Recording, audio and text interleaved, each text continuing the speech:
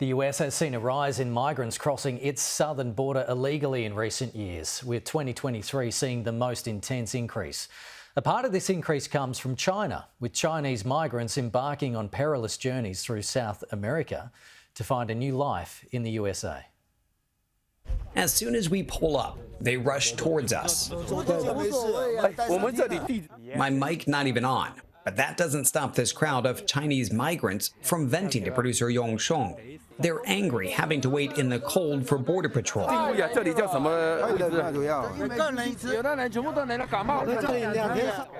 This is just one of 3 makeshift border camps we stop at in eastern San Diego County. Alongside migrants from Latin America, at each camp, we meet dozens from China. The numbers reflect the surge. From 2013 to 2022, CBP recorded fewer than 16,000 Chinese migrants illegally crossing the U.S. southern border. This past year alone, more than 31,000. That's roughly double the prior 10 years combined. But unlike those fleeing countries in turmoil like Venezuela, Cuba, or Haiti, these migrants are leaving the world's second largest economy.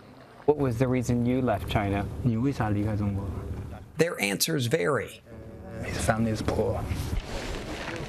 Most cite deepening financial hardships, despite the Chinese government's narrative of a steadily rebounding economy. How did you get here? How did you get to Southern California? Their trek north primarily starts in one Latin American country, where Chinese do not need visas to enter. To Ecuador. How many of you here came through Ecuador?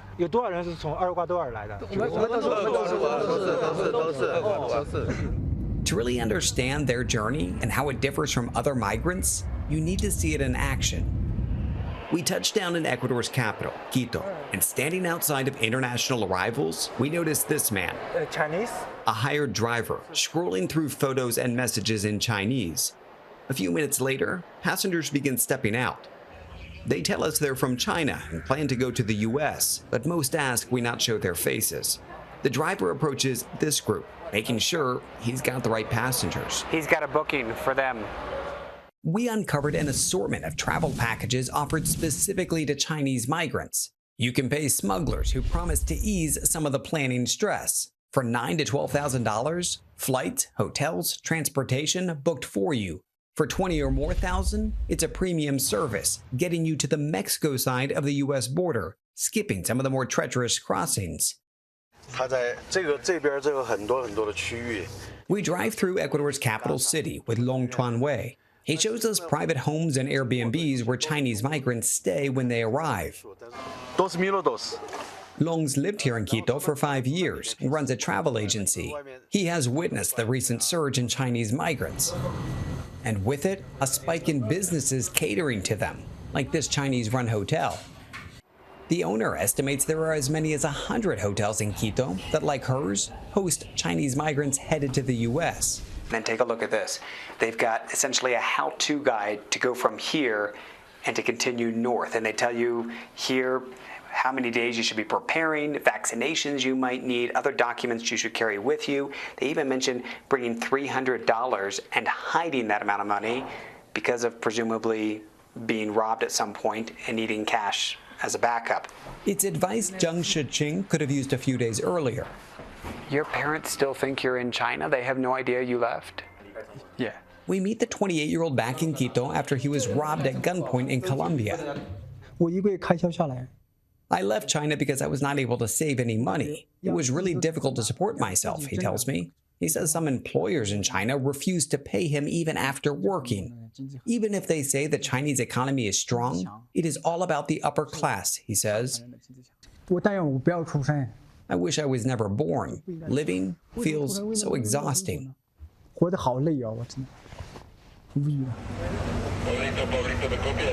After saving up enough to restart his trek, Zheng heads to this Quito bus station, where ticket sellers hold up signs like this one in Chinese. It reads, "To Tulcan, Colombian border."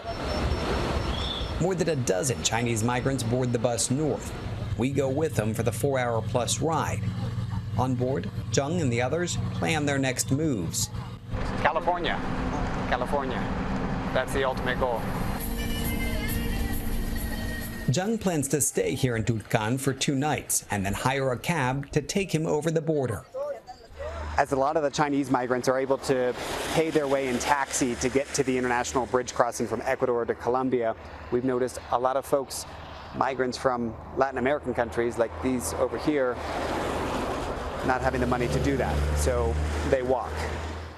In the cold rain, we meet Ángel and Isabel from Venezuela. Falta de moneda por el money. Caro, no? Para hacerlo. Claro.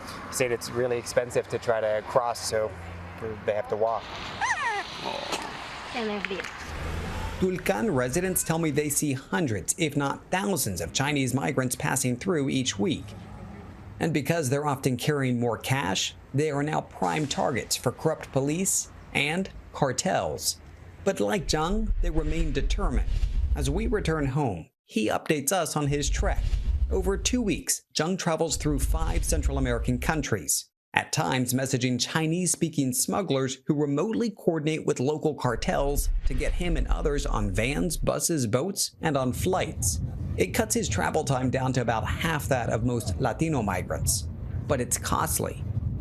By the time he reaches northern Mexico, he has spent more than $10,000, with 1 more border to go. A camera we set up facing the U.S. southern border captures weeks of crossings, thousands entering the U.S. through this gap in the wall. Group after group, day and night, you can hear these migrants shouting in Chinese. They end up where we started, San Diego County, burning fires through the night to keep warm, and during the day, expecting Border Patrol to pick them up. Just before New Year's, Zhang messages us that he too has crossed into the U.S. and is waiting to be processed for asylum. American. Joining the thousands who've crossed before him and the many more to come.